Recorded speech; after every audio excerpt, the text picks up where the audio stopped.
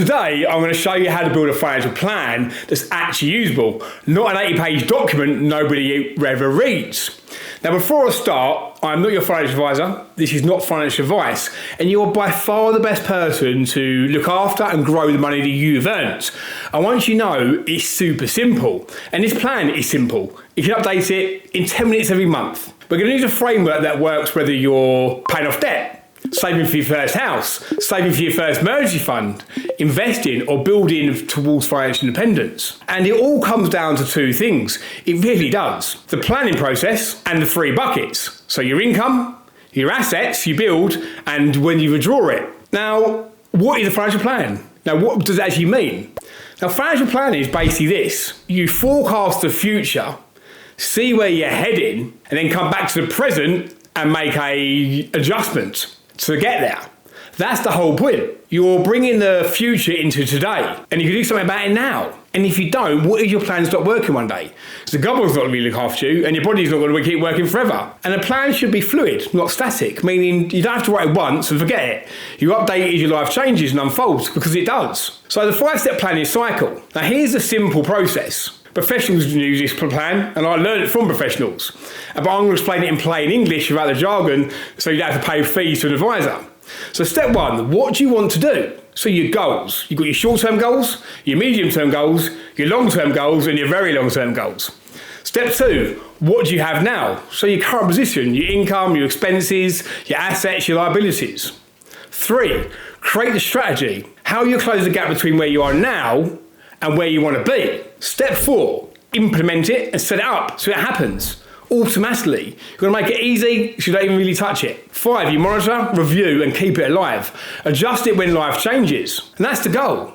That's it. And then you've got your goals, your snapshot, strategy, implement, review. So let's look at step 1, the goals. But keep them practical. Especially kind of stuff you see on Instagram now when people make you inferior because you haven't got a Lamborghini or a billionaire by the time you're 22. And most people get the goals wrong because of that. They make them too vague. Instead of saying, I want to be rich, I want to be a millionaire, I want a Lamborghini, I want a bigger house. Goals like, I want £1,000 emergency fund in the next 3 months. I want to clear my credit card debt by Christmas. I want to invest £300 a month consistently for the next 20 years. I want my mortgage cleared by X date. I want the option to work 3 days a week in 5 years. I want a comfortable retirement income. Your plan needs to be a target.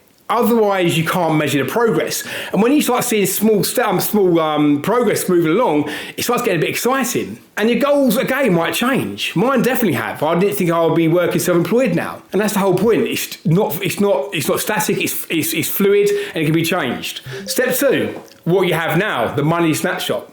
Now, we move past this part. A lot of people do. They avoid it. But it's everything, no matter what your financial situation is now. Your snapshot is 4 boxes. So 1, you've got your income, your salary, bonuses, benefits, rental income, anything that comes in to the penny. 2, your expenses, your fixed costs, so the ones you have to pay every month to survive, and your variable costs. And then 3, what assets have you got? That could be some cash, investments in your pension or stocks share ISA, property equity, business value if you own a business. 4, your liabilities, so what are you liable for? Credit cards, car loans, mortgages, overdrafts, anything you owe. If you do nothing else after this video, list these 4 categories. Because when you see it in black and white, things start happening, and you're not guessing anymore. So I'll give you a real example. Before I did this properly, I thought I was saving money. So I was saving a bit of money in my bank account or current account, and I was, into my pension. But I was actually wrote things down, the expenses box. I realised I was bleeding over £500 a month on things I didn't need. Gym membership I didn't use, going out drinking too much, taking lunches when I could have taken food left over from the day before. I wasn't using the small purchases, like they didn't feel like much. I was single, I didn't have any responsibilities. It was tap, tap, tap. That's over £6,000 a year gone. And I've still got back into that mode now, and I have to strip it back and make adjustments. But seeing it on paper, not a spreadsheet, on paper in black and white, and in plain sight, it's real. And then you can actually start fixing it. And then you've got your 3 bucket system, your operating system. Now here's the simple enough follow framework, right? So you've got your bucket. Bucket 1, your income. Every pound needs a job. You work hard for it, get it working for you. 2, your assets. What are you building? And bucket 3 is your withdrawals. How will you live off the assets you've built when you don't want to trade your time and labour anymore for money? And most people we know, to think about this, only focus on bucket 1, the income. Yes, I'm making £100,000 a year, and never built bucket 3 properly. And bucket 3 doesn't exist because it's too late. So let's break it down. So bucket 1 is your income. So net income comes in and you've got your needs, your wants and your future self. So 3 buckets of games in that bucket. Income is the plan, is where the plan becomes real. Every pound you earn should go into it. And ideally, you want to try and increase that earnings as well, but that's another video. So your needs, you've got your bills, mortgage, rent, food, fuel to get to work, childcare, the basics, the stuff you need to survive. And then you've got wants in life, the enjoyment, holidays, eating out, hobbies, an extra car, whatever it may be. We all want to enjoy ourselves. Then your future you, so that's paying off debt, emergency fund, investing, pensions, ISAs, building our assets. That's what you can use in the future. The job here is about balance. If you try and cut your wants to zero, you're going to rebound and quit. If your wants are too high, your future will never get funded. And if your needs are too high and you buy a bigger house, again, you're going to sacrifice your future. So a simple way to run it, needs first, right? So pay your needs first, then you pay your future self automatically.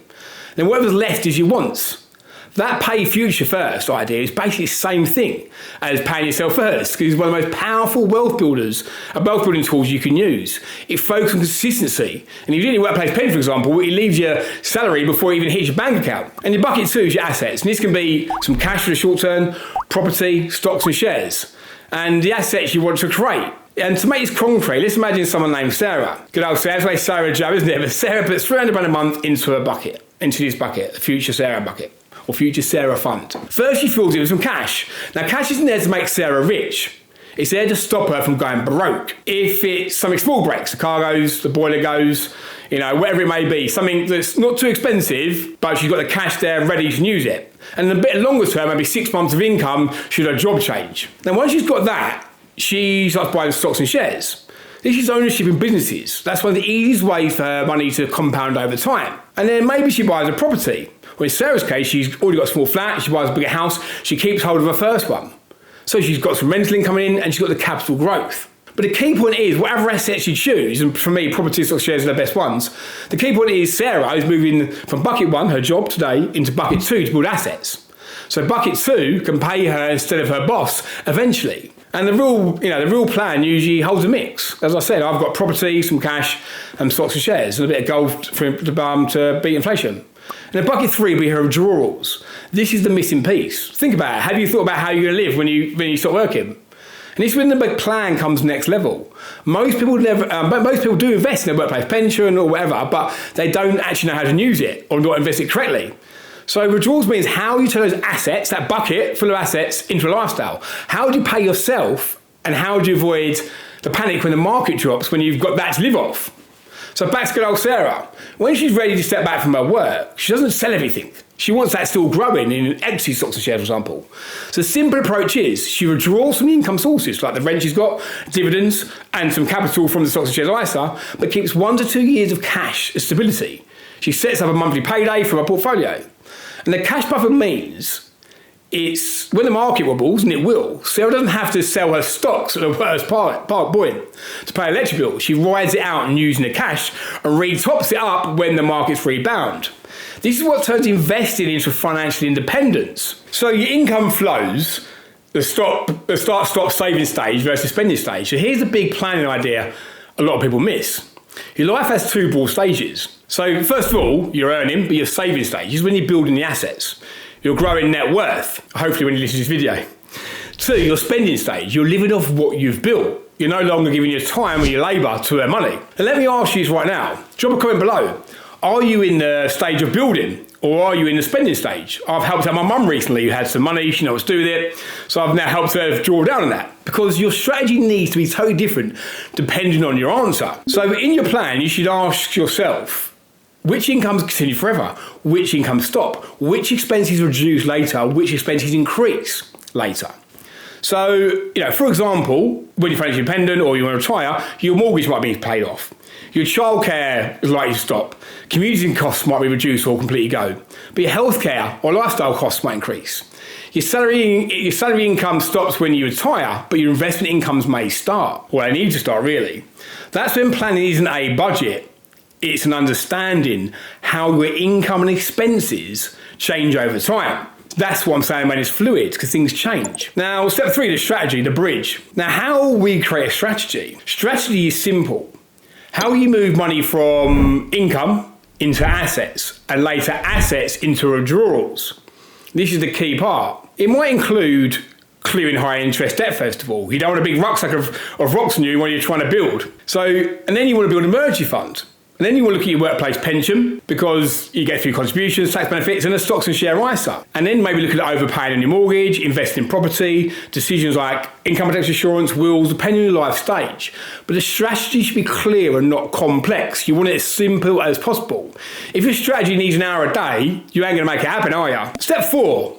Implement it. It makes it automatic. So implementation is where people win. My workplace pension is a big old chunk now, and I haven't looked at it really, apart from how much it's grown by over the last 5 years. So the most powerful wealth building behaviour is automatic saving investing, because it removes willpower. It removes yourself from the equation. It removes any temptations from the equation. So you implement your plan like this. A standing order on payday, direct debit into your ISA, for example. Workplace pension, ideally straight your wages. You set the right percentage. Bills on direct debit, a separate account for spending, if needed. And within that account, separate pots, like some of the banks offer, for different parts of your spending habits. And when it's automated, you stop negotiating with yourself every month. Now, step 5. Monitor, review, keep it alive. The plan is a living document, and like anything alive, it needs to be looked after. No different to watering your plants in the garden. And you review it monthly, quick check, and quarterly, slightly deeper.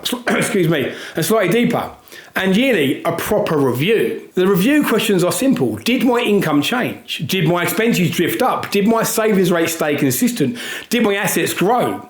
Can I put in more? What's changed in my goals? Can I retire sooner? What do I need to do that?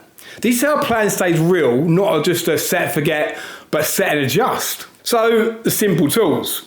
I am not a tech guy, I'm not a spreadsheet guy, and I do use them now. But a book, like those ones behind me there, are full up of stuff I've written over the years. That's often enough to start with. Get things written down in black and white. But if you like, if you enjoy things on a spreadsheet, do that. But as life gets more complex, you can have pensions, ISAs, property, kids, multiple goals. You may prefer a more structured tool. And as I said, I use a spreadsheet now, but I still jot things down in the book.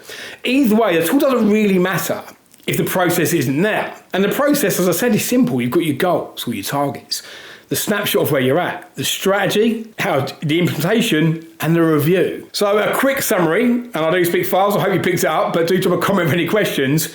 If you want a simple action plan from this, today, write your goals across the time frames. I'm 21, 25, 30. This week, do the 4-box snapshot. What are you earning? What are your expenses? And be true here. What are your assets? What are your liabilities? And next, choose one strategy move. Maybe it's like, actually, I'm not going to pay my workplace pension. Is it invested correctly? Or let me start a stocks and share ISA. Let me clear any high interest debt. Let me build an emergency fund. Then automate it and review monthly. Then you start getting a pattern of building habits. And that's how real wealth is built over time. Slowly, surely, but doing it consistently. Now, if you want in my next video, and always need some ideas, I can go deeper into exactly how you set up a pension or a stocks and share ISA, what your target should be, how to decide cash levels, and how to create a withdrawal plan. I am going to do a video shortly about how much you actually need. But yeah, let me know if anything you want to do, what your retirement age should be. Whatever question comes to mind, drop it in the comments. So let me know in the comment your biggest sticking point is right now. Income, expenses, assets, liabilities. Thank you so much for listening. I really want to get a message out there. This stuff should be educated in schools, or government should be marketing it, but they want to keep us working. You can retire early, have a more comfortable retirement, set yourself up to make loads of money if you're young, or even older by investing correctly. So like and subscribe so the other regular will pick me up more. And any questions or any content ideas you'd like me to share, please do put in the comments. Thank you for listening. Spend wisely and take care.